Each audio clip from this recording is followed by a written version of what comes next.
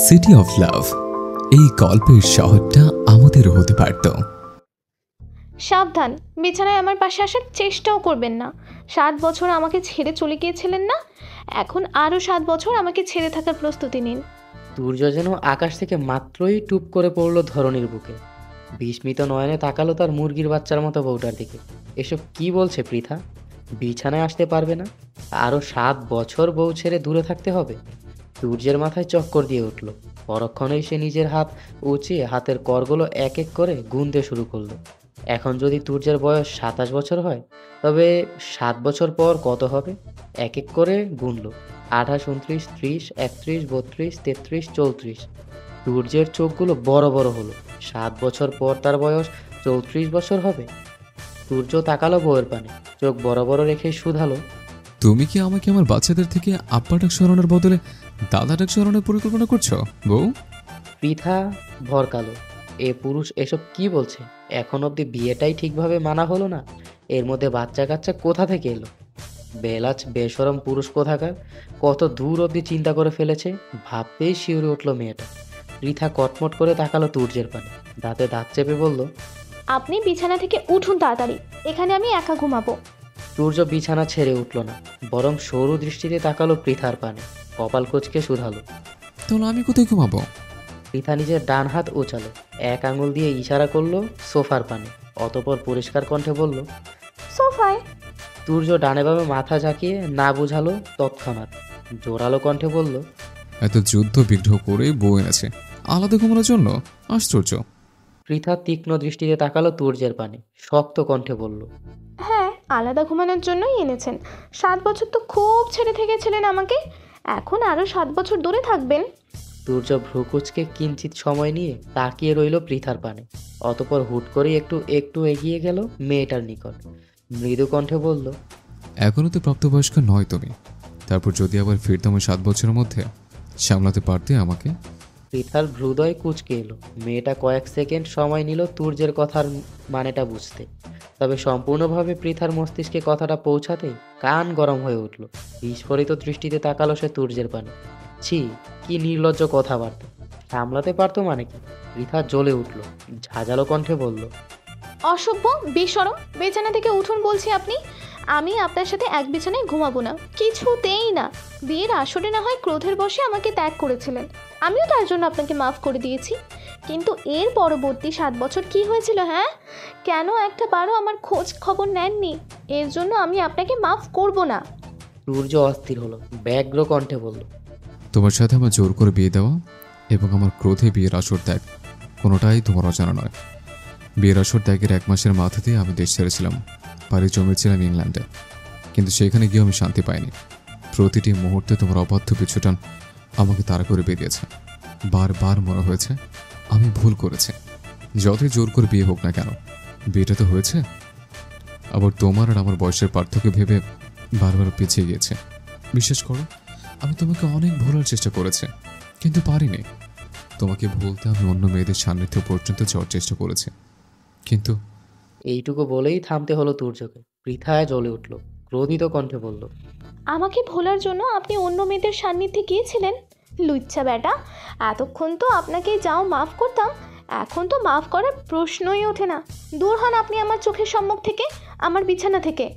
সূর্য ভেবাচেকা খেয়ে গেল পৃথার কথায়। সে বেশ ভালোই বুঝলো আবেগের ফেঁসে ভুল স্থানে ভুল কথা বলে ফেলেছে। এখন কি হবে?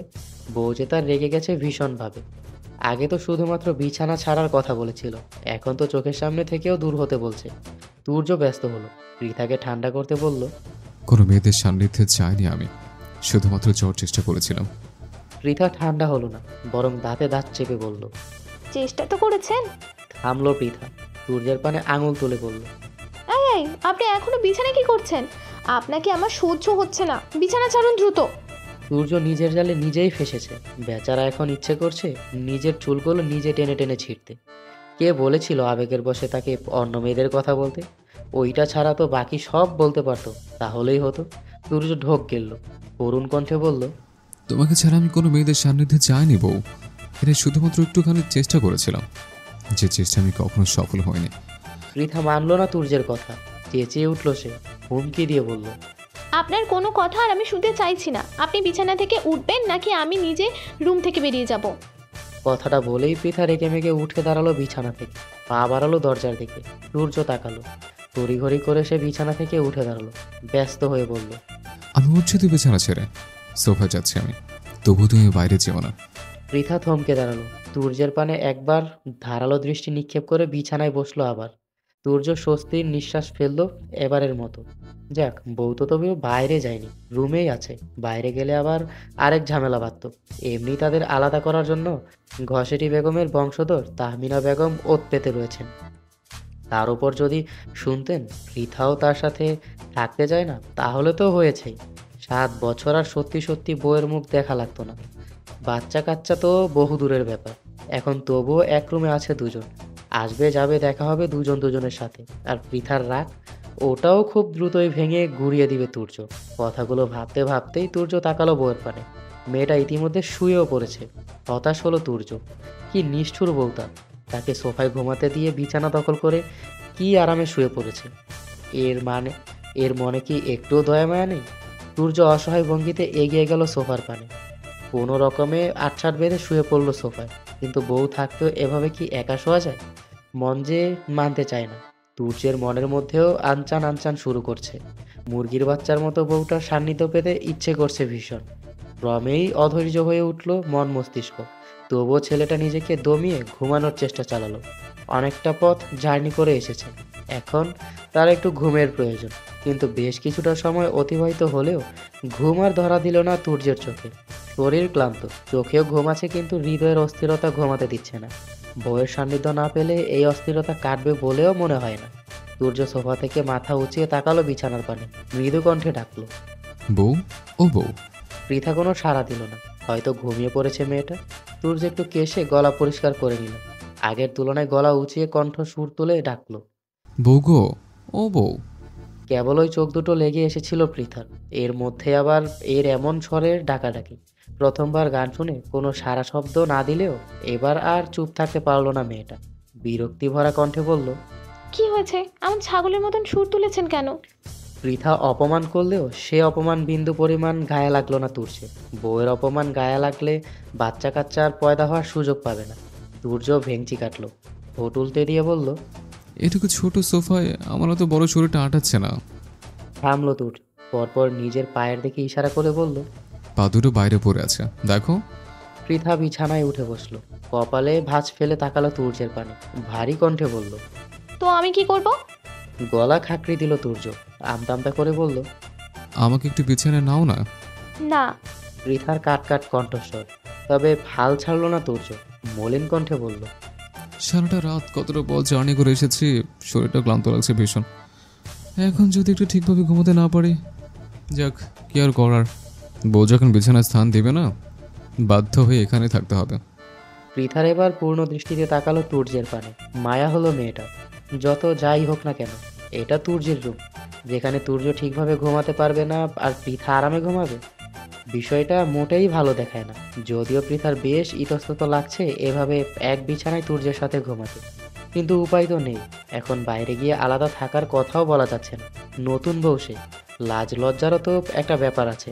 চাইলেই কি শ্বশুর শাশুড়ির কাছে গিয়ে বলা যায়? আমি আলাদা ঘুমাবো। তারাও বা কি ভাববে? তাছাড়া তুর্য তার স্বামী, যতই মান অভিমান থাকুক না কেন, সারা জীবন তো আর আলাদা থাকতে পারবে না। একসাথে একদিন না একদিন তো থাকতেই হবে, তা এখন হোক আর তখন। ফোঁস করে একটা নিঃশ্বাস ছাড়ল পৃথা, অতঃপর বলল, বিছানায় আসুন। তুর্যের ওষ্ঠ প্রসারিত করে হাসল। যাক, তার পরিকল্পনা কাজে দিয়েছে। বউ তাকে বিছানায় ডেকেছে, এর থেকে শান্তি আর আছে নাকি? তুর্য আনন্দে গদগদ হয়ে বিছানায় গেল। সাথে সাথেই পৃথা একটা কোলবালিশ ফেলে দিল বিছানার মধ্য বরাবর। তুর্যের পানে তাকিয়ে কাট কাট কণ্ঠে বলল, আপনি এই কোলবালিশের ও পাশে ঘুমাবেন আর আমি এই পাশে। ভুলেও এই কোলবালিশ সরিয়ে এ পাশে আসার চেষ্টা করবেন না। মনে করবেন এটা ভারত চীনের বর্ডার। তুর্যের মুখখানা চুপসে গেল। কত আশা নিয়ে সে বিছানায় এসেছিল, আর শেষে কি হলো? তাদের মধ্যে বরাবর আগাছা হয়ে উদয় হলো এই কোলবালিশে। তুর্য হতাশ দৃষ্টিতে তাকালো পৃথার পানে, অসহায় কণ্ঠে বলল, এটা ভারত চীন বর্ডার না রেখে ভারত বাংলাদেশ বর্ডার রাখা যায় না বউ? ভারত বাংলাদেশ বর্ডার হলে মাঝে মধ্যে তাও 2-4 বছর ঘুষ দিয়ে বর্ডার পেরোনোর সম্ভাবনা থাকে। কিন্তু ভারত চীন বর্ডারে নো চান্স, সোজা গুলি করে খুলি উড়িয়ে দিবে। পৃথা তীক্ষ্ণ দৃষ্টিতে তাকালো তুর্যের পানে, কাট কাট কণ্ঠে বলল, গুলি করে আপনার খুলি ওড়াতে পারবো কিনা জানি না, তবে এই কক্ষ থেকে ঠিকই বেরিয়ে যেতে পারবো। এই কোলবালিশ ভেদ করে এইদিকে আসার চেষ্টা করলে সোজা রুমের বাইরে চলে যাব বলে দিলাম। সূর্য চোখ মুখ কোচকালো, কাঁদো কাঁদো কণ্ঠে বলল, তুমি তো দেখছি ভারত চীনের বর্ডারে থেকে ভয়ঙ্কর বউ। পৃথা গায়ে মাখল না তুর্যের কোনো কথা। এ বান্দা সর্বদাই এমন আজগবি সব কথা বলবে, আর নতুন কি। মেয়েটার সময় নষ্ট করলো না, তুর্যকে একটা ভেঞ্চি কেটে পাশ ফিরে শুয়ে পড়ল, চোখ বন্ধ করে বলল, আজে বাজে কথা রেখে ঘুমাতে দিন এখন। সূর্যও আর কথা বাড়ালো না, বউয়ের পানে একবার অসহায় দৃষ্টিতে নিক্ষেপ করে শুয়ে পড়লো কোলবালিশের এপাশে। তবে ঘুমালো না তুর্য। বউকে পাশে রেখে কি আর তার মতো পুরুষের ঘুমানো সম্ভব নাকি? এত দিন পর বউকে পাশে পেয়ে শরীর প্রেমের জোয়ার বইছে বেচারা। তুর্য বেশ কিছুক্ষণ সময় ঘুমের ভান ধরে মটকা মেরে পড়ে এলো বিছানা। অতপর পৃথার আর কোনো সারা শব্দ না পেয়ে উঠে বসলো। উকি দিয়ে দেখলো পৃথা সত্যিই ঘুমিয়েছে কিনা। বহিক দৃষ্টিতে তো মনে হচ্ছে মেয়েটা ঘুমিয়েছে। তবুও তুর্য নিজের হাত বাড়িয়ে পৃথার নাকের কাছে ধরলো, ভালোভাবে পর্যবেক্ষণ করলো ঘুমিয়েছে কিনা। না, এবার তো মনে হচ্ছে সত্যিই ঘুমিয়েছে। তুর্য আস্তে ধীরে তার আর পৃথার মধ্যকার কোলবালিশটা সরিয়ে দিল। অতপর খুব সাবধানে শুয়ে পড়লো পৃথার গা ঘেঁষে। ইস, কি মিষ্টি একটা গন্ধ আসছে তার বউয়ের শরীর থেকে, অথচ এই মেয়ে কিনা তাকে দূরে রাখতে চেয়েছিল। তুর্য আলতোভাবে পৃথার কোমরে হাত দিল, টেনে নিয়ে মিশিয়ে নিল নিজের বক্ষের সাথে। আলতোভাবে পৃথার কপালে চুমু খেয়ে বলল, ভারত চীনের বর্ডার কেন, চীনে মহাপ্রাচীর তুলে দিলেও আমাকে আমার বোর্ড থেকে আলাদা করা যাবে না। কথাটা বলেই ওষ্ঠ প্রসারিত করে হাসলো তুর্য, পৃথাকে লুকিয়ে নিল বুকের মধ্যখানে। অতপর চোখ বন্ধ করে পাড়ি জমালো ঘুমের দেশে। সময় গড়ালো কিছুটা। সকালে সূর্যটাও তার তেজ বাড়িয়ে দিয়েছে, প্রখরতা ছড়িয়ে দিয়েছে চারিদিকে। চারপাশ থেকে আজানের সুনির্দিষ্ট ধ্বনিও শোনা যাচ্ছে। হয়তো জোহরের আজান পড়েছে। সারা রাত জার্নি করে এসে ভোরের দিকেই তো ঘুমিয়েছিল পৃথা আর তুর্য, তাই বাড়ির কেউই আর ডাকেনি তাদের। তবে জোহরের আজানের ধ্বনি কর্ণে পৌঁছাতেই ঘুম ভাঙল তুর্যের। পিটপিট করে চোখ খুলতেই চোখের সম্মুখে ভেসে উঠল পৃথার ঘুমন্ত মুখশ্রী। কি স্নিগ্ধ লাগছে মেয়েটাকে। তুর্য হৃদয়ের প্রশান্তি অনুভব করলো। তার কত দিনের স্বপ্ন ছিল এভাবে বুকের ভিতর বাচ্চা বউটাকে নিয়ে ঘুমাবে, আবার জেগে উঠেও দেখবে বউটার মুখশ্রী। আজ সে স্বপ্ন বুঝি পূরণ হলো। তুর্য পূর্ণ দৃষ্টিতে তাকালো মেয়েটার পানে। ঘুমানোর দারুণ নাক, গাল, চোখ কেমন ফুলে ফেপে উঠেছে। তুর্যের লোভ লাগলো, ইচ্ছে হলো একটু ছুঁয়ে দিতে। ছেলেটা এ পর্যায়ে নিজের ইচ্ছেটাকে দমন করলো না, হাত বাড়িয়ে আলতোভাবে ছুঁয়ে দিল বউয়ের নাক, গাল, ওষ্ঠ। তবে এতেও বুঝি তার তৃষ্ণা মিটল না। তার হৃদয়টা আরও কিছু চাইলো। সিদ্ধ চাওয়ারা তার তরিয়ে জাগ্রত হলো। সূর্য একটু ঝুঁকলো পৃথার পানে, হাতে বাড়িয়ে আলতোভাবে ঠোঁট ছুঁয়ে দিল মেয়েটার নাক, কপাল এবং গাল। এরপর এরপর আবার সেই ওষ্ঠ। আগেরবার এই ওষ্ঠে চুমু খেতে গিয়েই ধরাটা খেয়েছিল। এবারও যদি ধরা খায় তবে আর রক্ষেনি, বউ সোজা রুম ছেড়ে দিবে। সূর্য একবার ভাবলো চুমু খাবে না, কিন্তু মনটাকে কোনোভাবেই দমাতে পারলো না সে। চুমু খাবে না করে চট করে একটা চুমু খেয়ে এলো পৃথার ওষ্ঠে। মেয়েটা কোনোভাবে টের যাতে না পায় তাই অতি দ্রুত সরে এলো। ঝুঁকি না নিয়ে কোলবালিশটা আবার রেখে দিল পৃথা আর তার মাঝখানে। অতপর মৃদু কণ্ঠে ডাকলো মেয়েটাকে, বউ, ও বউ। পৃথা নড়ে চড়ে উঠলো একটু, তবে পুরোপুরি উঠলো না।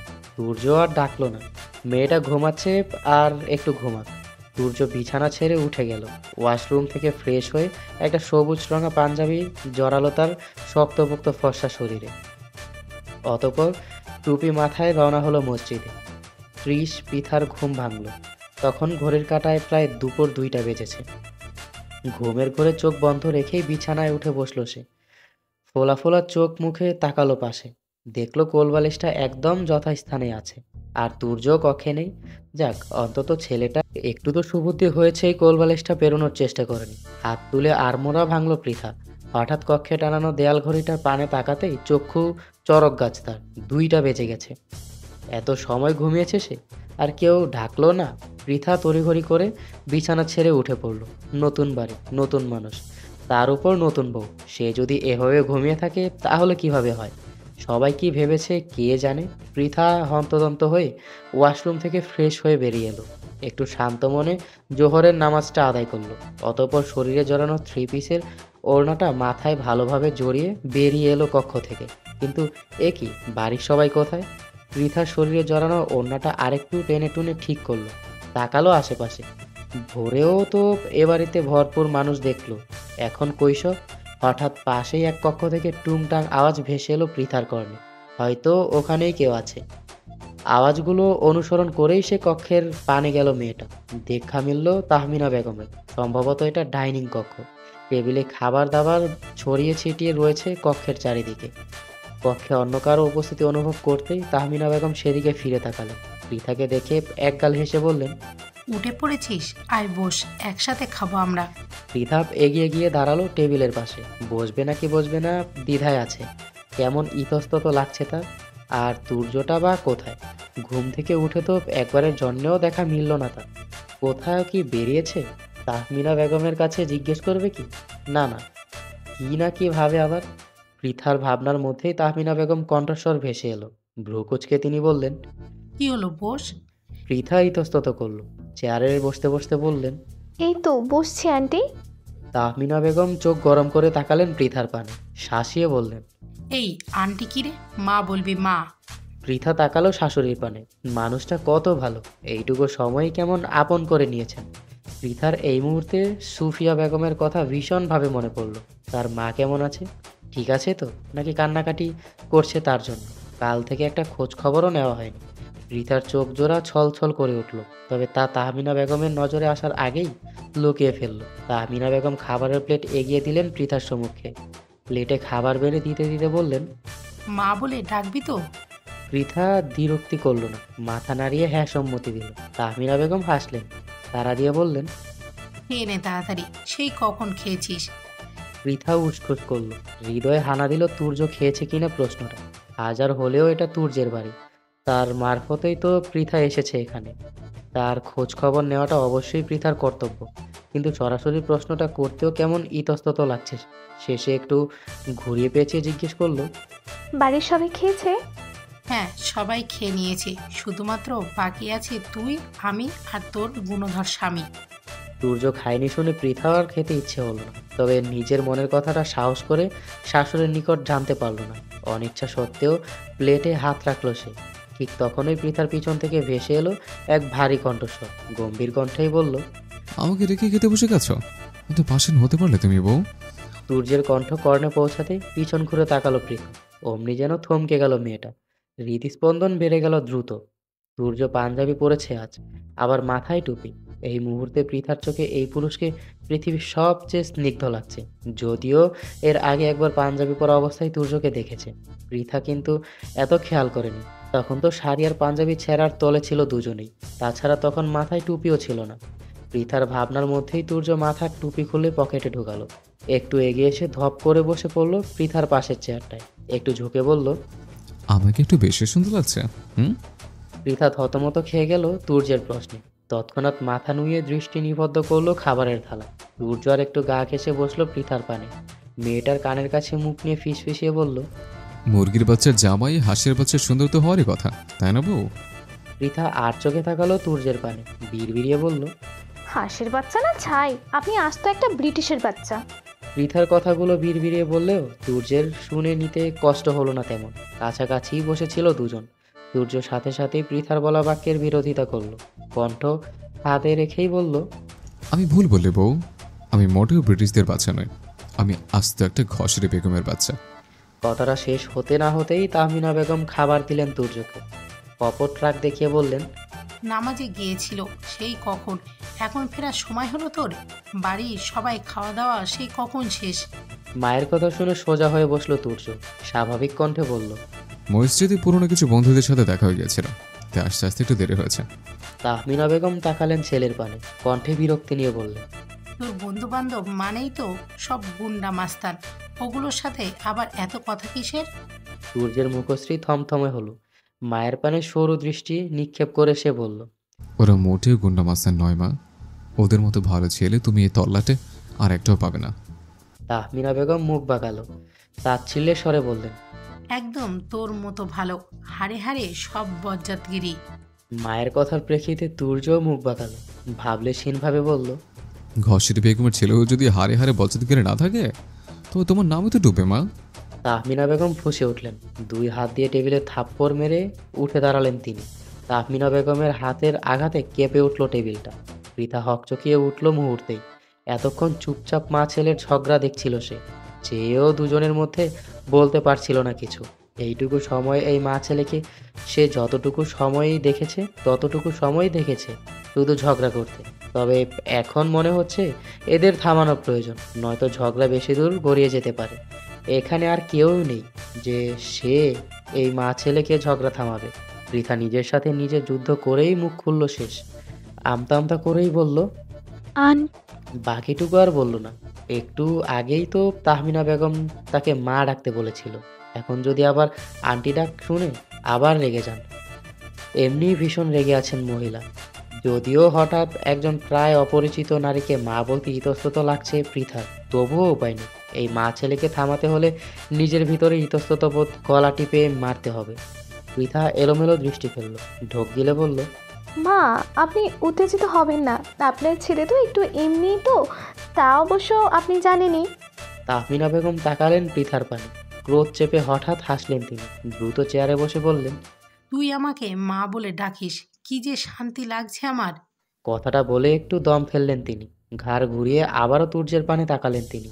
শক্ত কণ্ঠে বললেন, আর শুধু ওর মুখে মা ডাকটার জন্যই বেঁচে গেলি তুই, নয়তো এক চড়ে তোর দাঁত ফেলে দিতাম আমি। সূর্য চোখ ছোট ছোট করে তাকালো মায়ের পানে। চোখ মুখে ভীষণ ভাব ফুটিয়ে তুলে বলল, কিন্তু আমি তো তোমাকে উঠতে বসতে ঘুমোতে এমনকি ছোটবেলায় ওয়াশরুমে গিয়েও মা বলে ডাকতাম। কই, কখনো তো আমাকে একটুখানি বালি পরিমাণ ছাড় দিলে না? তাহমিনা বেগম মুখ বাঁকালেন। তুর্যের কথার প্রেক্ষিতে উত্তর দিলেন না কোনো। উল্টো তরকারির বাটি থেকে মুরগির একটা রান তুলে দিলেন পৃথার প্লেটে। আর চোখে তুর্যের পানে তাকিয়ে বললেন, তাড়াতাড়ি খেয়ে নে মা, আশেপাশে তো আর চিল শকুনের অভাব নেই কোনো। দেখা গেল কখন আবার তোর প্লেটের দিকেই নজর দিয়ে দিল। সূর্য তীক্ষ্ণ দৃষ্টিতে তাকালো মায়ের পানে।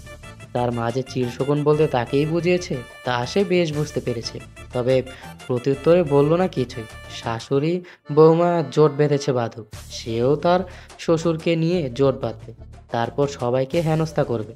কিন্তু কথা হলো, তার ওই রাজাকার শ্বশুর তার সাথে জোট বাঁধতে রাজি হবে তো? ভারী চিন্তার বিষয়। সূর্য গভীর চিন্তায় নিমগ্ন হয়েই নিজের খাবার প্লেটে হাত দিল। রাজাকার শ্বশুরকে বাগে আনার পরিকল্পনা করতে করতেই খেতে শুরু করলো। দুপুর গড়িয়ে সময়টা এখন প্রায় বিকেলের পথে। সূর্যটাও এখন তার তেজ কমিয়ে দিতে শুরু করেছে অল্প অল্প করে। বাড়ির সব মানুষও দুপুরের বিশ্রাম শেষ করে উঠতে শুরু করেছে। এর মধ্যেই আরও হঠাৎ কোথা থেকে হতভম্ব হয়ে ছুটে এলো তুর্যের বাড়িতে। তবে সদর দরজা দিয়ে ঢুকতে গিয়েই বাঁধল বিপত্তি। তাড়াহুড়া করে ঢুকতে গিয়েই দরজার সাথে পা বেঁধে হুমড়ি খেয়ে পড়ল সে মেঝেতে। ধপাস করে একটা আওয়াজ হলো সাথে সাথে।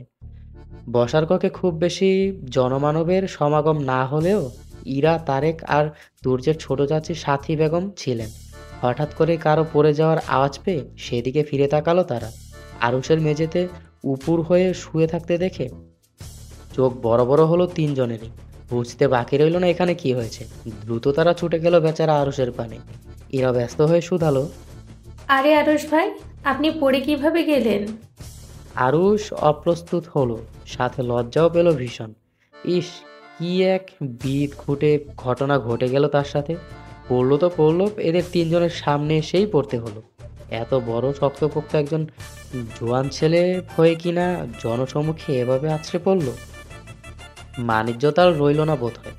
এতদিন তো শুধু তুর্যের নিকটে তার কোনো মানিজ্যত ছিল না, এখন তুর্যের বাড়ির লোকের সম্মুখেও না। না, এভাবে নিজের মানিজ্যত হারাতে দেওয়া যাবে না।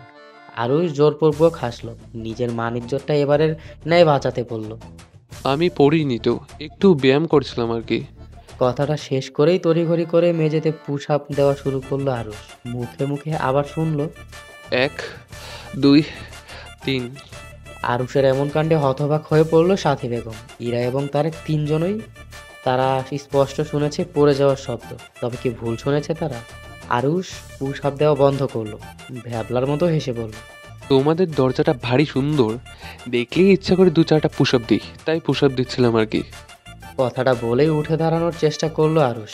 সাথে সাথেই ব্যথায় কুকিয়ে উঠল সে। কোমরে বেশ ভালোই ব্যথা পেয়েছে, তবে বুঝতে দিল না উপস্থিত কাউকে। কোনো রকমে কোমরটা চেপে বলল, সূর্য স্যারের সাথে জরুরি কাজ আছে, ওনার কাছে যাই আমি, ঠিক আছে? কথাটা বলেই তড়িঘড়ি করে পা বাড়ালো বাড়ির ভিতরের দিকে। কোনো মতেই নিজের ইজ্জত নিয়ে এদের সম্মুখ থেকে কেটে পড়লো আর কি। সূর্য আর পৃথার নিজেদের কক্ষেই ছিল, খেয়ে দিয়ে একটু শুয়েছিল আবার। আর তাদের মাঝখানে এখানে তো সেই ভারত চীনের বর্ডার হিসেবে কোলবালিশ আছেই। সূর্য এপাশ ওপাশ করলো কয়েকবার, অতপর মাথা তুলে উকি দিল পৃথার পানে। মেয়েটা শুয়ে আছে অন্যদিক মুখ করে, চুলগুলো খুলে ছড়িয়ে রেখেছে বালিশের ওপরে। সূর্য কিঞ্চিত সময় নিয়ে চেয়ে রইল সে খোলা চুলের পানে, অতপর কিছু একটা ভেবে উঠে বসলো বিছানায়। খুব সাবধানে পৃথার কিছু চুল এনে পেঁচিয়ে নিল নিজের টি শার্টের বোতামের সাথে। সচরাচর টি শার্টের বোতাম দেখা না গেলেও খুব ভাগ্য করে সূর্যের এই টি শার্টের গলায় নিকট নকশা হিসেবে দুটো বোতাম ছিল। সে বোতামের সাথেই বুদ্ধি করে ছেলেটা আটকে নিল বউয়ের চুল। পোড়া কপাল বেচারার, ওই নাটক সিনেমার মতো নিজের থেকে তো আর আটকাবে না, তাই জোর করেই আটকাতে হচ্ছে এখন।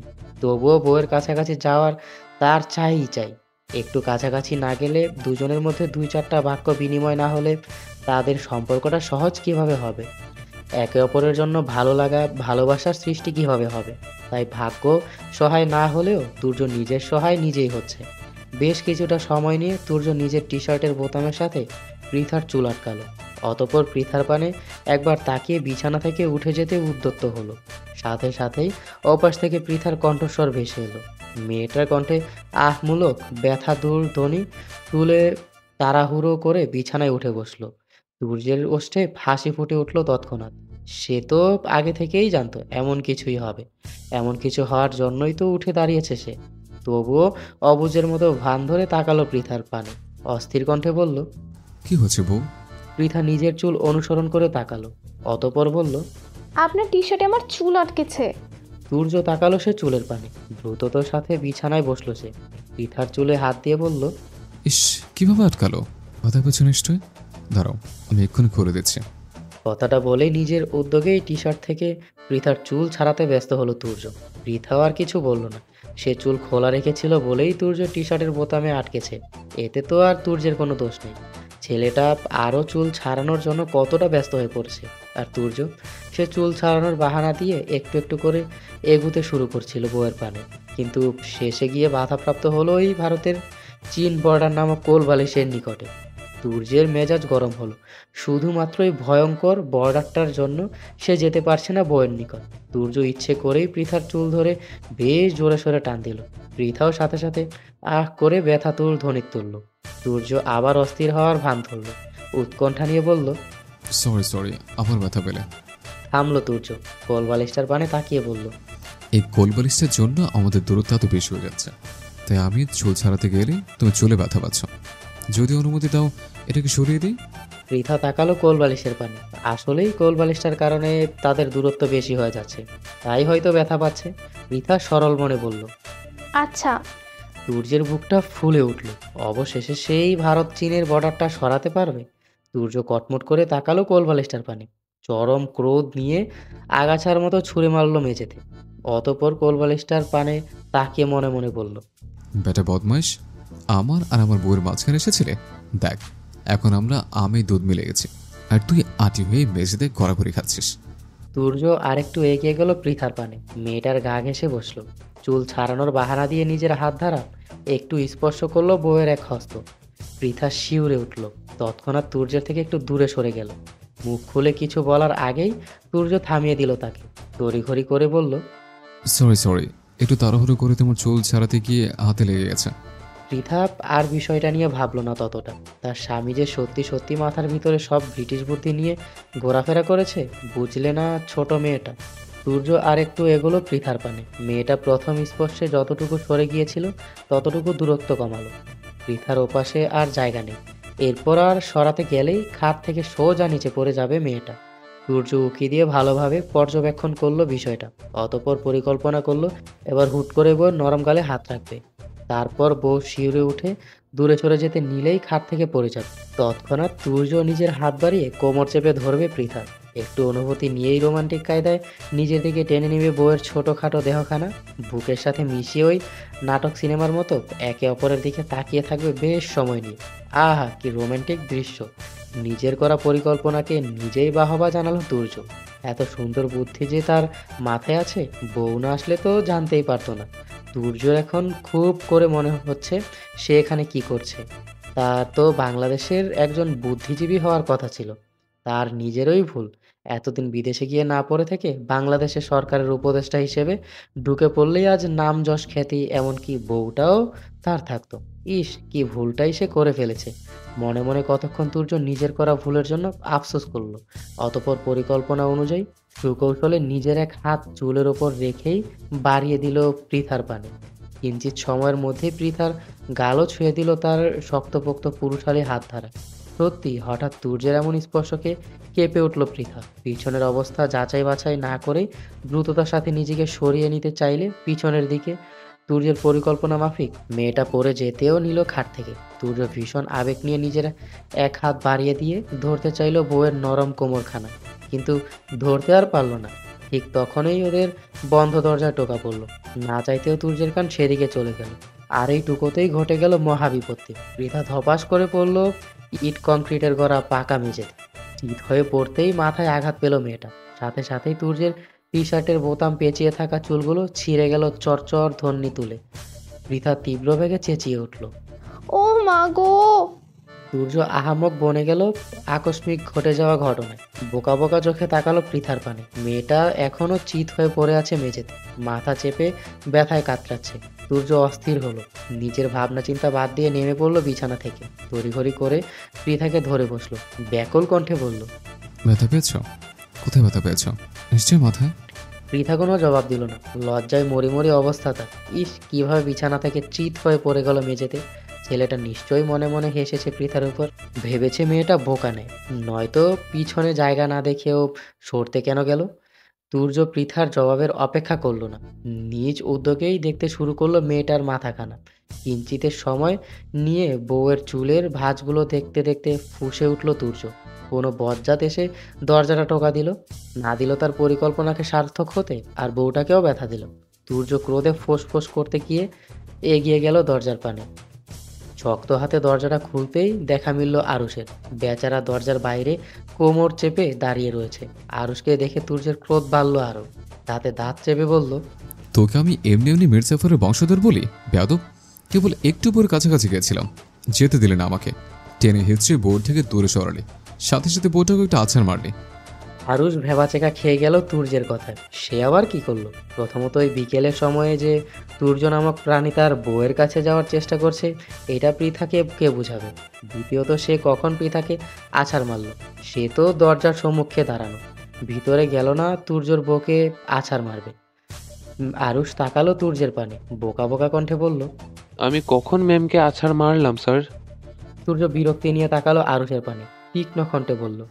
তুই শুধু আমার বউকে আছাড় মারিস না হাম্মক, সাথে আমার আবেগটাকে আছাড় মেরে আহত করে দিয়েছিস। আর একটু হলেও বউটাকে বুকে নিতে দিলি না। থামলো তুর্য, আবার বলল। তোর কলেজে আমি ভাজা ভাজা করে দেবো বেয়াদব। তোর সাথে আমি এক জঙ্গি নারীর বিয়ে দেবো, তারপর তোর বউ সহ তোর পেটে বোমা বেঁধে ছাদে ঝুলিয়ে রাখবো। বরাবরের মতোই তুর্যের কথার কোনো তাল ঠিক পেল না আরুষ। শুধুমাত্র মস্তিষ্কে হানা দিল দুটো কথা। প্রথমত জঙ্গি নারীর সাথে বিয়ে, আর দ্বিতীয়ত বউসহ পেটে বোমা বেঁধে ছাদে ঝুলিয়ে রাখার বিষয়টা। এই তুর্য নামক ভয়ানক প্রাণীর দ্বারা সব সম্ভব। পেটে বোমা বেঁধে রাখা কেন? পেট কেটে ভিতরে ঢুকিয়ে দিতে পারবে। আরুষের মুখশ্রী চুপসে গেল, কাঁদো কাঁদো হয়ে বলল। স্যার, আমি আর কখনো আপনার আবেগ ধরে আছাড় মারবো না, তবু আমাকে ওই জঙ্গি ফঙ্গির সাথে বিয়ে দেবেন না, ওরা খুব ভয়ঙ্কর হয়। তুর্য এবার একটু থমল, তবে ভারী কণ্ঠে বলল।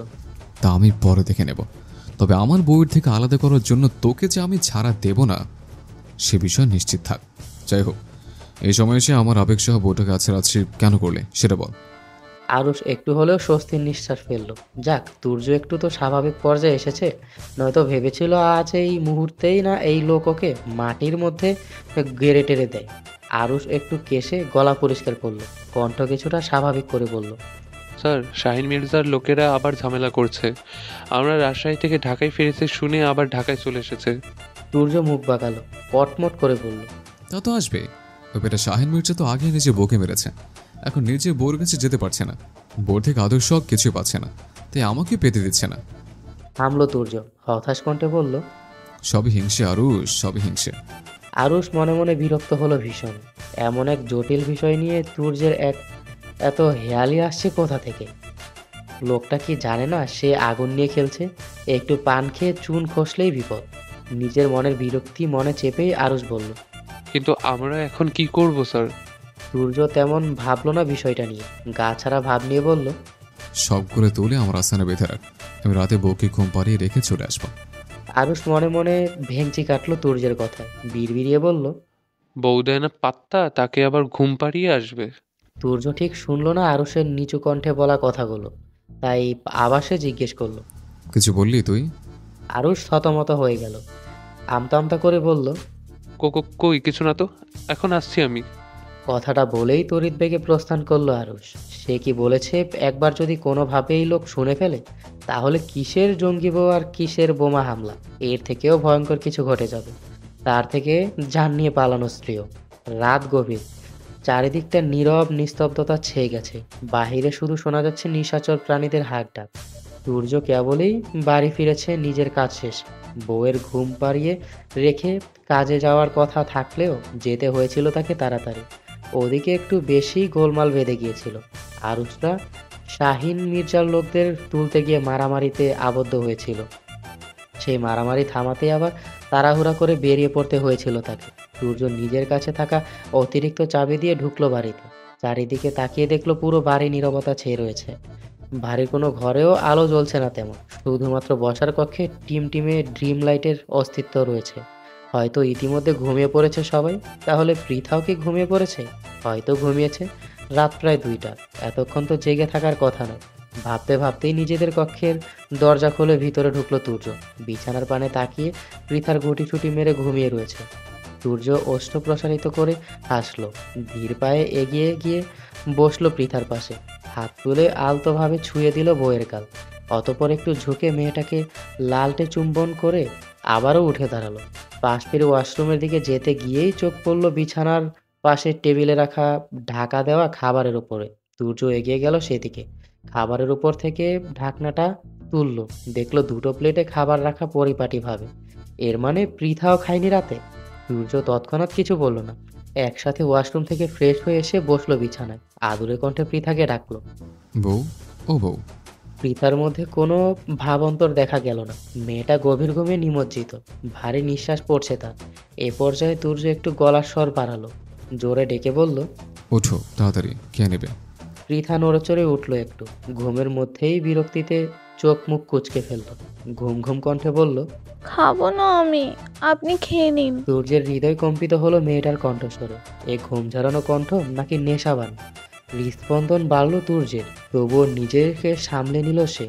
আলতোভাবে পৃথার মাথায় হাত বুলিয়ে দিতে দিতে বলল। না খেয়ে থাকলে শরীর খারাপ করবে তোমার, ওঠো তাড়াতাড়ি। পৃথা উঠল না, একটু নড়ে চড়ে উঠে পাশ ফিরে আবারও ঘুমিয়ে পড়ল। তপ্ত নিঃশ্বাস ফেলল তুর্য। টেবিল থেকে প্লেট হাতে নিয়ে ভাত মাখাতে মাখাতে ডাকলো পৃথাকে। কিঞ্চিত শক্ত কণ্ঠে বলল। তুমি উঠবে নাকি জোর করে উঠিয়ে বসিয়ে দেব? পৃথা বিরক্তিতে চোখ মুখ কুচকালো আবার। ঘুমের ঘোরে উঠে বসলো বিছানায়, চোখ বন্ধ রেখে বলল। সমস্যা কি? এত ডাকছেন কেন? বলছি তো আমি খাবো না, আপনি খান, খেয়ে ঘুমান। এক নিঃশ্বাসে কথাগুলো বলে আবারও মেয়েটা শুয়ে পড়তে নিল বিছানায়। তুর্য এক হাত বাড়িয়ে আটকে দিল পৃথাকে, শাসনের সুরে বলল। না খেয়ে একদম শুবে না তুমি। পৃথা আর বলল না কিছু। এতক্ষণ এইটুকু সে বেশ ভালোই বুঝেছে যে সে না খেলে তুর্য ঘুমাতে দেবে না। তার থেকে বরং খেয়েই ঘুমানো ভালো, ঝামেলা থাকবে না কোনো। তুর্য ততক্ষণ ভাত মেখে হাতে লোকমা নিয়ে ধরল পৃথার মুখের সম্মুখে। মেয়েটা কোনো দ্বিরুক্তি না করে খেয়ে নিল কয়েক লোকমা। অতঃপর ঠাস করে বিছানায় শুয়ে পড়ল। বিরক্তি ভরা কণ্ঠে বলল। ব্যাস, আর খাবো না, এখন আমাকে ঘুমাতে দিন। তুর্য খাওয়া নিয়ে আর জোরাজোরি করলো না, অল্প খেলেও খেয়েছে তো। টেবিল থেকে এক গ্লাস পানি তুলে সে আবারও ডাকলো পৃথাকে, বলল। পানি খেয়ে ঘুমাবো। পৃথা আদাশোয়া হয়ে বসলো, স্বামীর হাত থেকে একটু পানি পান করে আবার শুয়ে পড়লো। তুর্য হাসলো ওষ্ঠ প্রসারিত করে। বউটা তার ভীষণ ঘুম কাতরে। এতক্ষণ যদি তাকে নিয়ে কেউ এইভাবে টানাটানি করতো, ঘুম সেই প্রথম দিকেই উবে যেত। তুর্য আবারও হাসলো, হাত বাড়িয়ে মুছিয়ে দিল পৃথার মুখ। অতঃপর নিজেও খেতে শুরু করলো ওই প্লেটের থেকেই। খানিক সময় নিয়ে নিজের খাওয়া শেষ করলো তুর্য। খাবার প্লেটগুলো গুছিয়ে লাইট বন্ধ করে শুয়ে পড়লো বিছানায় পৃথার পাশে। আজ তাদের মধ্যে কোলবালিশ নেই কোনো, থাকবে কোথা থেকে? সেই কোলবালিশ তো তুর্য বাড়ি থেকে বেরিয়ে যাওয়ার আগেই সকলের অগোচরে বাইরে ফেলে দিয়ে গিয়েছিল, কিন্তু এখন যেন কেন তার মনে হচ্ছে কোলবালিশটা থাকলেই ভালো হতো। তুর্য ধীরে ধীরে নিয়ন্ত্রণহীন হয়ে পড়ছে। ভিতরে ভিতরে তার পুরুষালী সত্তা নড়ে চড়ে উঠছে একটু একটু করে। একজন বিবাহিত পুরুষ মানুষ বউকে নিয়ে এক বিছানায় খুব কাছাকাছি শুয়ে আছে, এমন পরিস্থিতিতে কি তার পুরুষালী অনুভূতিগুলো হানা দেবে না? অবশ্যই দেবে। তুর্যেরও দিয়েছে। যদি একটা সামান্য কোলবালিশ কখনো তার পুরুষালী সত্তাকে বেঁধে রাখতে পারতো না, কিন্তু মনকে তো বুঝতে পারতো এটা বলে যে বউ তাদের মধ্যে প্রাচীর তুলে দিয়েছে। এই প্রাচীরের ওপাশে যাওয়া তার বারণ। তুর্যের ভাবনা চিন্তার মধ্যেই পৃথা ঘুমের ঘোরে এগিয়ে এলো তার পানে। নিজের এক হাত দ্বারা জড়িয়ে ধরলো তুর্যের বেকাবু শরীরখানা। শিউরে উঠল ছেলেটা।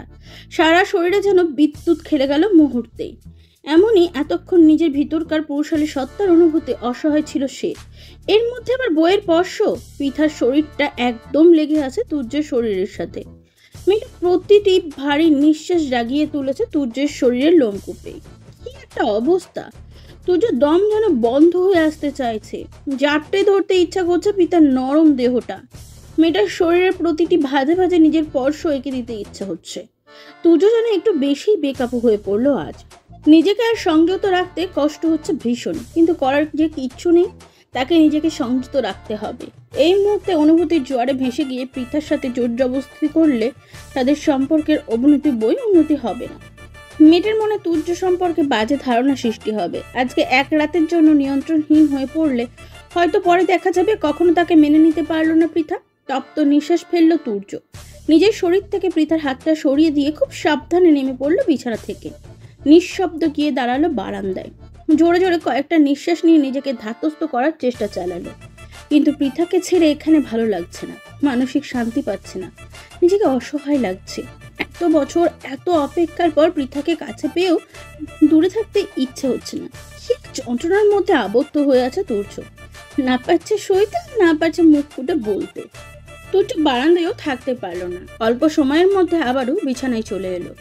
শুয়ে পড়লো পৃথার পাশে। মেয়েটার পানে মুখ ফিরিয়ে অসহায় কণ্ঠে বলল, এত কেন করেছ আমাকে বউ? ওই 7 বছরের জন্য? যে 7টা বছরে তোমার কোনো অনুভূতি ছিল না। ওই 7 বছর তো তোমার কোনো কষ্ট হয়নি, কারণ তুমি জানতেই না আমাদের বিয়ের কথা। জেনেছ মাত্র কয়েকদিন আগে।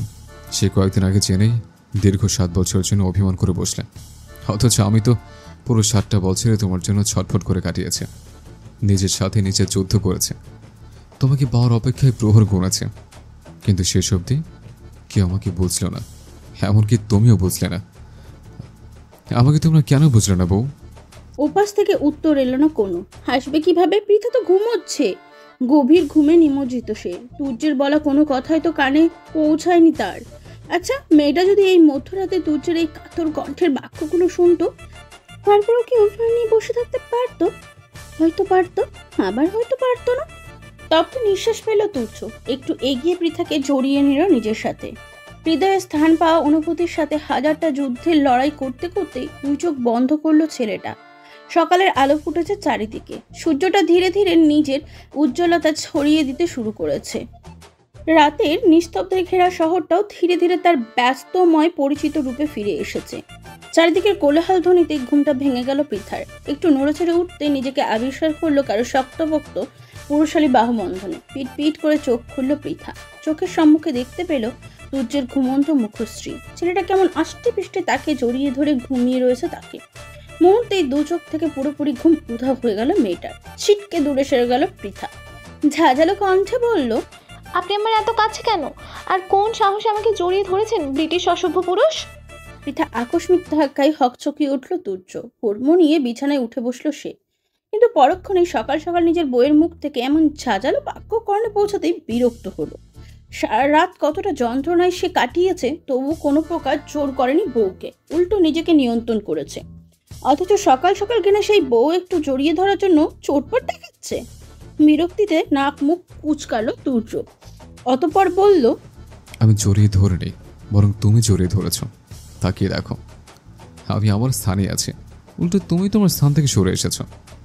সে গাড়ির মতন যুক্তি। পৃথার এবার সন্দেহ হলো, বারবারই কি সে নিজের স্থান ছেড়ে তুর্যর নিকটে যায়? পৃথা সন্ধিহান সুরে প্রশ্ন করল, প্রতিবার আমি আমার নিজের স্থান থেকে সরে আপনার কাছে যাই, নাকি এর মধ্যে অন্য কোনো কারণ আছে? হ্যাঁ। তুর্য অপ্রস্তুত হলো পৃথার কথায়। মেয়েটা কোনোভাবেই ধরে ফেললো না তো সব কারসাজি। এলোমেলো দৃষ্টি ফেললো তুর্য, আমতা আমতা করে বলল। এর মধ্যে আবার অন্য কি কারণ থাকবে? থামলো তুর্য, বিছানা থেকে চট করে উঠে দাঁড়ালো সে। তাড়াহুড়ো করে বলল, আমার পেটে চাপ দিয়েছে ভীষণ, ওয়াশরুমে যেতে হবে। কথাটা বলে এক প্রকার দৌড়ে ওয়াশরুমে ঢুকলো তুর্য। পৃথার দৃষ্টি তীক্ষ্ণ হলো, ধারালো দৃষ্টিতে সে চেয়ে রইল তুর্য চলে যাওয়ার পানে। পৃথা ফ্রেশ হয়ে কক্ষ থেকে বেরিয়েছে অনেক আগেই। ইতিমধ্যে সকলের সাথে খাবার টেবিলে বসে পড়েছে সে। তুর্য কিছু সময়ের মধ্যে একদম স্যুট বুট পরে বেরিয়ে এলো কক্ষ থেকে। গলা বাড়িয়ে বলল, আমি বাইরে যাচ্ছি, কাজ আছে অনেক। তাহমিনা বেগম সাথে সাথেই কপালে ভাঁজ ফেললেন। তিনিও গলা বাড়িয়ে বললেন, খেয়ে তারপরে যেদিক খুশি যা। তুর্য হন্তদন্ত হয়ে খাবার টেবিলের কাছে এলো। পৃথার প্লেট থেকে একটা শুকনো পাউরুটি তুলে মুখে পড়ল। চিবোতে চিবোতে বলল, এখন আসছে। তাহমিনা বেগম আর কিছু বলবেন তার আগেই তুর্য পা বাড়ালো সম্মুখ পানে। দরজা পর্যন্ত গিয়ে আবার কি মনে করে তাড়াহুড়ো করে ফিরে এলো খাবার টেবিলের নিকট। একবার সবার দিকে দৃষ্টি বুলিয়ে একটু ঝুঁকে গেল পৃথার পানে। কণ্ঠ খাদে নামিয়ে বলল, ঠিকভাবে খাওয়া দাওয়া করবে বউ, নিজের যত্ন নেবে। আমার আজ ফিরতে একটু দেরি হবে। কথাটা শেষ করার পরই আবার তাড়াহুড়ো করে বেরিয়ে গেল তুর্য। পৃথা অবাক চোখে চেয়ে রইল স্বামীর চলে যাওয়ার পানে। তুর্য একটু আগের বলা কথাগুলো কেমন যেন একরাশ ভালো লাগার সৃষ্টি করলো তার হৃদয়ে। তার বৈবাহিক জীবনে একসাথে থাকা কেবল 2 দিন মাত্র। স্বামী স্ত্রীর সম্পর্ক গড়ে ওঠেনি এখনো। সে ভালো কোনো ব্যবহারও করেনি তুর্যর সাথে, অথচ ছেলেটা তার কতটা যত্ন নিচ্ছে। গতকাল রাতে তুলে খাইয়ে দেয়া, এখন আবার এতটা আদুরে ভঙ্গিতে তার থেকে বিদায় নেওয়া। একটা মানুষকে ঠিক কতটা গুরুত্ব দিলে তার থেকে অবহেলা পেয়েও তার যত্ন নেওয়া যায়, ভাবছে পৃথা। দুপুরে বাড়ি ফেরা হয়নি তুর্যের, তাই রাতে কাজ শেষ করে একটু তাড়াতাড়ি বাড়ি ফেরার চেষ্টায় নেমেছে সে। পৃথার সাথে সারাদিন কথা হয়নি একটু। একটা বারের জন্য মেয়েটা ওই সুমিষ্ট কণ্ঠস্বরটা শোনা হয়নি। এইটুকু মাত্র সময়, এর মধ্যেই তুর্যের মনে হচ্ছে যেন কত শত বছর ধরে পৃথার কণ্ঠ শুনছে না সে, দেখছে না মেয়েটার মায়াবী মুখখানা। ছটপট করছে হৃদয়। একটু কল করে যে মেয়েটার সাথে কথা বলবে তারও উপায় নেই। মোবাইল তো নেই পৃথার। যদিও সে চাইলে বাড়ির অন্য কারোর মোবাইল নাম্বারে কল করে পৃথার সাথে কথা বলতে চাইতে পারতো, কিন্তু এদের তো বিশ্বাস নেই কোনো। সব বিশ্বাসঘাতক এবং খোরশেদ বেগমের বংশধর। হতে পারে সে কল করলে এরা পৃথার সাথে কথা বলতে তো দিবেই না, উল্টো এই কথা বলা নিয়ে নাজেহাল করে ছাড়বে তাকে। তাই আর কারোর নাম্বারে কল করেনি তুর্য। রাত বেশি নেই, ঘড়ির কাঁটে টিক টিক ধ্বনি তুলে জানান দিচ্ছে রাত কেবল 8টা। তুর্য আজকের মতো নিজের সকল কাজের অবসান ঘটিয়ে বাড়িতে ঢুকলো। বসার কক্ষ পর্যন্ত আসতেই শব্দ পেল হই হুল্লোড়ের। বাড়ির ছোট বড় সকলে আড্ডায় মিলেছে এই কক্ষে। পৃথাও আছে এদের সাথে, বসে রয়েছে সোফায়। তারেক আর ইরা তার পাশে বসে কি যেন বলছে, আর সে হেসে লুটুপুটি খাচ্ছে। তুর্যের দৃষ্টি শীতল হলো, প্রশান্তিতে ছেয়ে গেল তার হৃদয়। এই মেয়েটার মুখে একটু হাসি তাকে কতটা শান্তি দেয় তা কি সে জানে? হয়তো জানে না। তুর্য মুগ্ধ দৃষ্টিতে চেয়ে রইল পৃথার হাসি মুখটার পানে। সকলে আড্ডায় এতটাই মুশকুল যে এখন তাকে খেয়াল করেনি কেউই। কিঞ্চিত সময় অতিবাহিত হলো। হঠাৎ তুর্যের মেজ চাচি কুলসুম বেগমের নজর গেল দরজার পানে। চোখ পড়ল তুর্যকে। মহিলা খানিকটা চমকালেন, অবাক কণ্ঠে বললেন, আরে তুর্য, কখন এসেছিস? আর ওখানে দাঁড়িয়ে আছিস কেন? কুলসুম বেগমের কথায় হুঁশ ফিরল সবার। চমকে উঠে তাকালো তুর্যর পানে। কুলসুম বেগম উঠে দাঁড়ালেন, ব্যস্ত ভঙ্গিতে আবার বললেন, দুপুর গড়িয়ে রাতে ফিরেছিস, খাওয়া দাওয়া ঠিক মতো হয়েছে তো? তুই ফ্রেশ হয়ে আয় তাড়াতাড়ি, আমি খেতে দিচ্ছি। তুর্য হাসলো কুলসুম বেগমের তাড়াহুড়ো দেখে, অতঃপর স্বাভাবিক কণ্ঠে বলল, আপনি ব্যস্ত হবেন না মেজে চাচি, আমি দুপুরে খেয়েছি, এরপর রাতের খাবারটা আপনাদের সাথেই খাবো। কণ্ঠে তোলা ধ্বনিগুলো সমাপ্তি ঘটিয়ে তুর্য আর দাঁড়ালো না ওই স্থানে। লম্বা লম্বা পা ফেলে চলে গেল নিজের কক্ষে। সারাদিনের দৌড়ঝাঁপে শরীরটা ম্যাচ করছে ভীষণ। এই মুহূর্তে একটু গোসল না করলেই নয়। তুর্য দেরি করলো না। কক্ষে ঢুকে আলমারি থেকে নিজের জামা কাপড় নিয়ে ঢুকলো ওয়াশরুমে। বেশ কিছুটা সময় নিয়ে গোসল সেরে সে বেরিয়ে এলো বাইরে। গলায় ঝোলানো তোয়ালে দ্বারা মাথা মুছতে মুছতে তাকালো কক্ষের আনাচে কানাচে। ভ্রু কুচকে এলো তুর্যের। পৃথা এখনো আসেনি এই কক্ষে। তুর্য ভেবেছিল তাকে দেখেই পৃথা এখানে আসবে। আর যদি নাও আসতে চায় তবে বাড়ির লোকেরা জোর করে পাঠিয়ে দেবে, কিন্তু তারা তো করেনি। তুর্য দাঁতে দাঁত চাপলো, বিড়বিড়িয়ে বলল, বিশ্বাসঘাতকদের দল সব। এরা না আমি সেদিন বিয়ের আসর ত্যাগ করার পর আমার বউকে ধরে রাখতে পেরেছে, আর না এখন ঘরে পাঠাচ্ছে। তুর্য আরও কিছুক্ষণ অপেক্ষা করলো পৃথার আগমনের, কিন্তু সে আসলো না। না, এই বাড়ির লোকগুলো তাকে আর ভালো হতে দিল না। তার চরিত্র থেকে নির্লজ্জ শব্দটা উৎখাত করতে দিল না। তপ্ত নিঃশ্বাস ফেলল তুর্য, অধৈর্য কণ্ঠে ডাকলো, পৃথা, হে পৃথা, রুমে এসো তাড়াতাড়ি। তুর্য জোরালো কণ্ঠের হাঁক ডাক শুনলো। বসার কক্ষে আড্ডায় নিয়োজিত সবাই। পৃথা লজ্জা পেল, আর চোখে তাকালো সবার পানে। সবাই কেমন ঠোঁট টিপে হাসছে তার উপর, আর এই লোকটাকেও বলিহারি যায়। দেখে গেল এখানে ছোট বড় এতগুলো মানুষ, তারপরে এভাবে ঘরে গিয়ে না ডাকলে কি হতো না? ইরা নিজের কুনোই দিয়ে গুঁতো মারলো পৃথার পেটে, রসিকতা করে বলল, আমার ভাইকে তো দেখছি ভালোই পাগল করেছো ভাবি, বাড়িতে ফিরে এই বউকে চোখে হারাচ্ছে। পৃথা লজ্জায় পারল, লাজে মাথা নুয়ে ফেললো। সাথে সাথে কুলসুম বেগম দেখলেন মেয়েটাকে, ঠোঁট টিপে হেসে বললেন, এখনো বসে আছো কেন মেয়ে? যাও গিয়ে দেখো তোমার স্বামী তোমাকে ডেকে ডেকে আমাদের কানের পোকা মারছে কেন। পৃথা এলোমেলো দৃষ্টি ফেললো। হেরা কি লজ্জাটাই না দিচ্ছে তাকে? এখানে থাকলে হয়তো আরো লজ্জা দেবে। তার থেকে পৃথা এখান থেকে চলে যাওয়াটাই ভালো হয়তো। মেয়েটা হাঁসফাঁস করে উঠে দাঁড়ালো। লজ্জালু ভঙ্গিতে সম্মুখে পা বাড়াতেই সাথী বেগম একটা গ্লাস হাতে এসে দাঁড়ালেন পৃথার নিকটে। মেয়েটার হাতে গ্লাসটা ধরিয়ে দিয়ে বললেন, এটা নিয়ে যাও, ঠান্ডা শরবত। সারাদিন পর ছেলেটা বাড়ি ফিরেছে, শরীরটা নিশ্চয়ই ক্লান্ত, এটা খেলে একটু ভালো লাগবে। পৃথা বিরক্তি করল না, হালকা করে মাথা ঝাঁকিয়ে শরবতের গ্লাসটা হাতে নিয়ে গেল কক্ষের পানে। কিন্তু কক্ষে ঢুকেই নিজের ভোল বদলালো পৃথা। চড়া গলায় তুর্যকে বলল, এভাবে শানের মতন চেঁচাচ্ছেন কেন? কি হয়েছে? তুর্য ঠোঁট উল্টালো, বাচ্চাদের মতন বলল, তোমাকে ভীষণ মিস করছিলাম, একদম চাতক পাখির ন্যায়। পৃথা তীক্ষ্ণ দৃষ্টিতে তাকালো তুর্যের পানে, তবে উত্তর দিল না কোনো। এই লোকের কথার উত্তর দেয়া মানে আর একটা অসভ্য মার্কা কথা বলার সুযোগ করে দেওয়া। পৃথা নিজের হাতে ধরে থাকা শরবতের গ্লাসটা এগিয়ে দিল তুর্যের পানে। স্বাভাবিক কণ্ঠে বলল, ছোট চাচি ঠান্ডা শরবত পাঠিয়েছেন, খেয়ে নিন তাড়াতাড়ি। তুর্য হাত বাড়িয়ে পৃথার হাত থেকে নিল শরবতের গ্লাসটা। এক চুমুকে গ্লাস খালি করে রাখলো পাশের টেবিলে। হতপার বিছানার উপর থেকে একটা মোবাইল বাক্স তুলে এনে বাড়িয়ে দিল পৃথার পানে। ঠান্ডা কণ্ঠে বলল, এটা তোমার। পৃথার চোখ দুটো চকচক করে উঠল। ছো মেরে সে মোবাইল হাতে নিল তুর্যের হাত থেকে। অবিশ্বাস্য কণ্ঠে বলল, সত্যি? তুর্য হাসলো, অভয় দিয়ে বলল, একদম 3 সত্যি। পৃথার আনন্দ আর দেখে কে, সে মোবাইলটা নিয়ে উৎফুল্ল হয়ে বসলো বিছানায়। বাক্স খুলে বের করলো মোবাইলটা, বেশ দামি মনে হচ্ছে। পৃথা উল্টে পাল্টে দেখতে শুরু করলো মোবাইলটা। তুর্য নিঃশব্দে বসলো তার পাশে, হুট করেই বলল, পরিবারের সাথে কথা বলবে? পৃথার হৃদয় ভারী হলো, ওষ্ঠে স্থান পাওয়া হাসিটা উবে গেল মুহূর্তেই। ভীষণভাবে মনে পড়ল বাবা মা এবং ভাইদের কথা। তারা কেমন আছে এখন? তার কথা কি মনে করছে?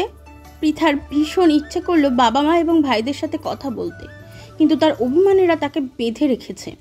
কিভাবে পারলো তার পরিবার তার সাথে এত বড় একটা অন্যায় করতে? একটুও ভাবলো না তার কথা? তাদের কাছের মেয়ের থেকে বন্ধুত্বের সম্পর্ক রক্ষাটা কি খুব বেশি বড় হয়ে গিয়েছিল? পৃথার চোখ মুখ শক্ত হয়ে উঠল, শক্ত কণ্ঠেই বলল, না। এখন অভিমান করে আছো পরিবারের উপর? আমার কারো ওপর কোনো অভিমান নেই। তুর্য একটু গা ঘেঁষে বসলো পৃথা, নমনীয় কণ্ঠে বলল, পরিবার যতই ভুল করুক না কেন, তারা তোমার পরিবার পৃথা।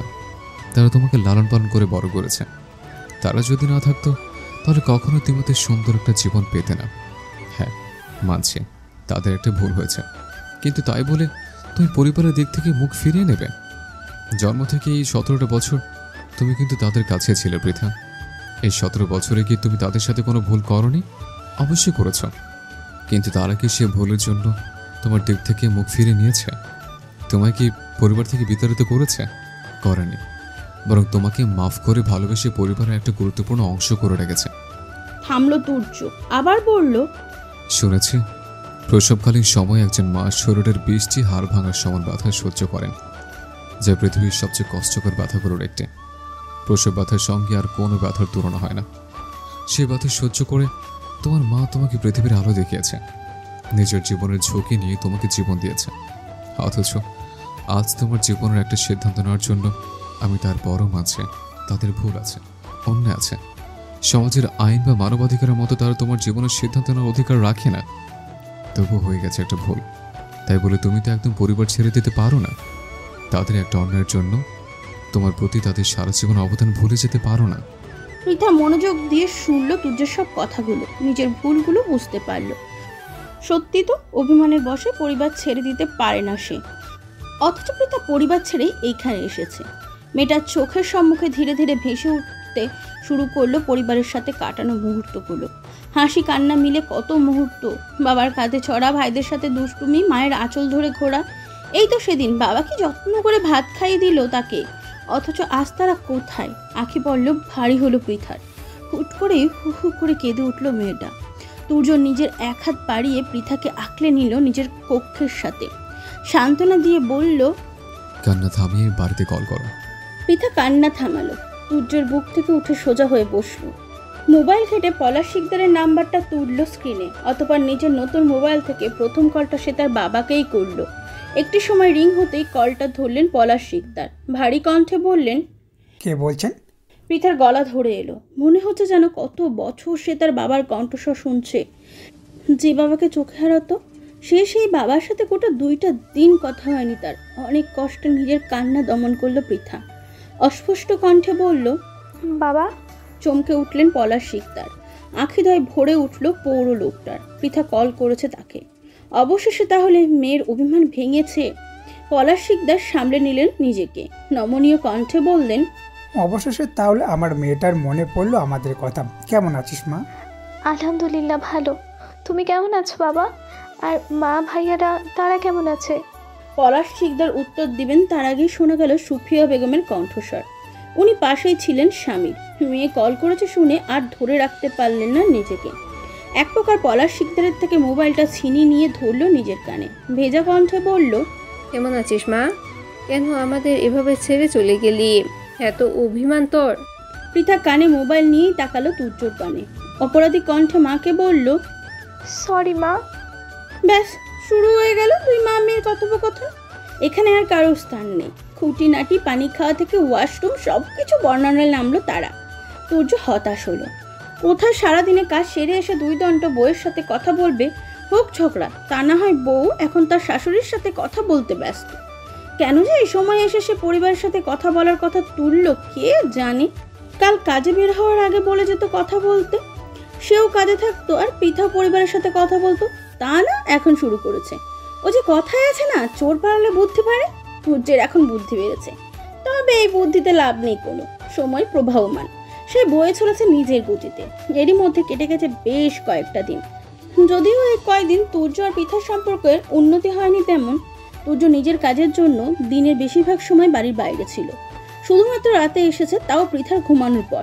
মাঝে মাঝে পৃথা খেয়ে ঘুমালে বিরক্ত করেনি, আর না খেয়ে ঘুমালে তুলে খাইয়ে দিয়েছে। এইটুকু তাদের সাক্ষাৎ। মোবাইল একটা কিনে দিলেও তুর্যের সময়ের অভাবে দুজনের কথা হয়ে ওঠেনি তেমন। তবে এই সব কিছুর মধ্যে তুর্য একটা ভালো কাজ করেছে, তা হলো পৃথাকে রাজশাহী কলেজ থেকে এখানকার কলেজে ট্রান্সফার করিয়ে এনেছে। এখানকার কলেজেই ভর্তি করে দিয়েছে মেয়েটাকে। পৃথা কলেজে ক্লাস করা শুরু করে দিয়েছে ইতিমধ্যে। এমনি এই বিয়ে মান অভিমানে সময় চলে গেছে অনেকটা, পড়াশোনাতে অনেকটা পিছিয়ে পড়েছে। সামনে এইচএসসি, এখনও যদিও গাফিলতি করে তবে পরীক্ষায় ফেল করতে হবে নির্ঘাত। এরাও পৃথার কলেজে একই ক্লাসে পড়ে, শুধুমাত্র তাদের বিষয় আলাদা। তাই কলেজে যেতে কিংবা নতুন পরিবেশে মানিয়ে নিতে ততটা অসুবিধা হয়নি পৃথার। ক্লাস করা ব্যতীত 2 ননদ ভাবি সর্বদা একসাথেই সময় কাটিয়েছে। এরা তার পরিচিত অনেকের সাথেই পরিচয় করিয়ে দিয়েছে পৃথার। সবটা মিলিয়ে নতুন পরিবেশেও সে বেশ ভালোই আছে। তবে ইদানিং তুর্যটা দূরে দূরে থাকছে পৃথার। গভীর রাত ছাড়া তার দেখাই পাওয়া যায় না, সারাক্ষণ শুধু কাজ আর কাজ। এত কি কাজ করে জানা নেই পৃথার। যতদূর জানে সে বাড়ির ব্যবসার কাজেই যুক্ত, কিন্তু ব্যবসার কাজ তো বাড়ির বাবা চাচা ভাইরাও করে, তাদের তো এত চাপ নেই। তারা দুপুরে আসে, আবার রাতেও তাড়াতাড়ি আসে। তাহলে তুর্য রাতের কি কাজ? মাঝে মাঝে তুর্যহীনা ভীষণ মন খারাপ হয় পৃথার, চাপা অভিমান জন্মে হৃদয়ে। কিন্তু যখন রাতে না খেয়ে ঘুমিয়ে যায় আর মাঝে মাঝে এসে তুর্য তাকে আদুরে কণ্ঠে ডেকে তুলে খাইয়ে দেয়, তখন সব অভিমানীরা ঝরে পড়ে। তুর্যের ক্লান্ত মুখটার পানে তাকিয়ে ভীষণ মায়া লাগে। তখন হৃদয়টা হাহাকার করে, ভীষণভাবে জিজ্ঞাসা করতে ইচ্ছা হয়, আপনি কি ভীষণ ক্লান্ত? কিন্তু এই প্রশ্নটা আর করতে পারে না পৃথা। নিজের ভিতরকার অস্বস্তি বোধ মনের প্রশ্ন মনেই রয়ে যায়।